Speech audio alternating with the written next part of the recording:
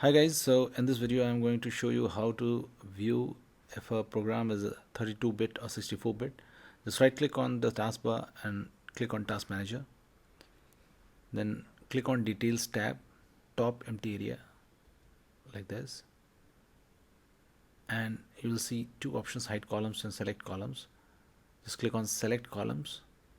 Now from the list, just check Plate Form.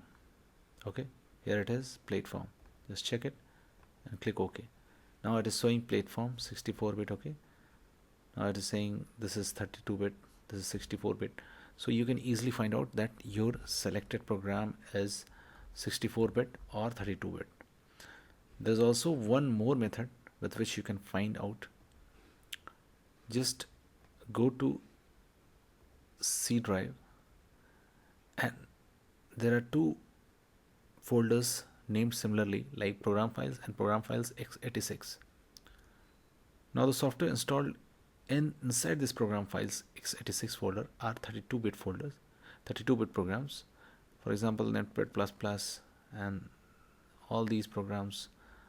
Okay, these are 32-bit programs, and the programs inside this are all 64-bit.